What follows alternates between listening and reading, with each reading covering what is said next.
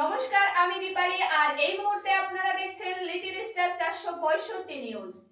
ইতিহাস সাক্ষী আছে কট্টরপন্থীরা কেমন করে নিজেদের আধিপত্য চালিয়েছিল।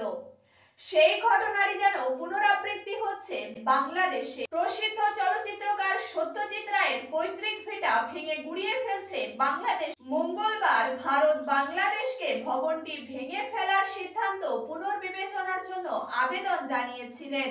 ভারতের পররাষ্ট্র মন্ত্রণালয় অর্থাৎ এমইএ বাংলাদেশ সরকারকে জানিয়েছেন যে বাড়িটি বাঙালির নবজাগরণের সাথে সম্পর্কিত একটি ঐতিহাসিক স্থান। ভবনটিকে সংস্কার করে একটি সাহিত্য জাদুঘরে রূপান্তর করা যেতে পারে। এছাড়াও এমইএ আরও জানিয়েছে যে যদি বাংলাদেশ সরকার এই ভবনটি পুনরুদ্ধারের কথা বিবেচনা করে তাহলে ভারত সরকার সব রকমভাবে সহায়তা করতে প্রস্তুত আছে। পশ্চিমবঙ্গের মুখ্যমন্ত্রী মমতা বন্দ্যোপাধ্যায়ও জানিয়েছেন যে স্মৃতিতে ভরা এমন একটি স্থান ধ্বংস করা হৃদয় বিদারক। তিনি বাংলাদেশ ও ভারতের সরকারকে এই ঐতিহাসিক স্থানটি সংস্করণের জন্য আহ্বান জানিয়েছেন এবং রায় পরিবারকে বাংলার সাংস্কৃতিক ঐতিহ্যের পথিকৃৎ হিসেবে বর্ণনাও করেছে। কিন্তু বাংলাদেশ সরকার এসব কোনো কথাকে পাত্তা না দিয়ে সত্যজিৎ রায়ের পৈতৃক ভিটা ভেঙে গুড়িয়ে দিয়েছেন। বাংলাদেশে সত্যজিৎ রায়ের পৈতৃক বাড়িটি প্রায় 100 বছর আগে তার দাদা উপেন্দ্র কিশোর রায় তৈরি করেছিলেন।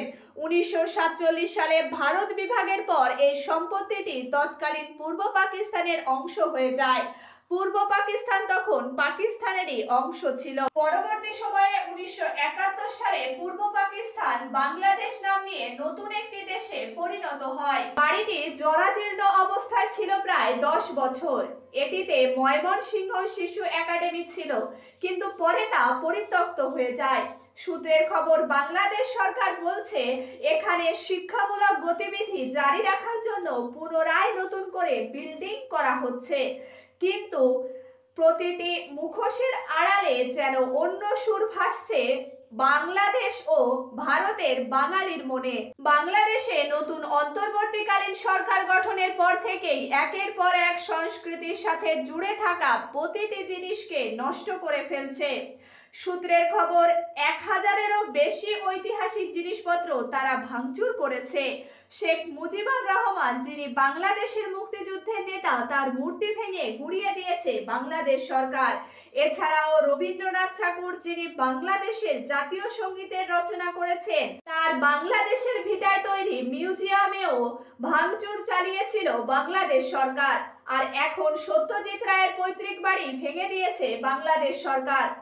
যেন নিজেদের অস্তিত্বের উপরই বারবার কুঠারাঘাত হানছে বাংলাদেশের বর্তমান সরকার। সত্যজিৎ রায় 1921 সালে কলকাতায় জন্মগ্রহণ করেন।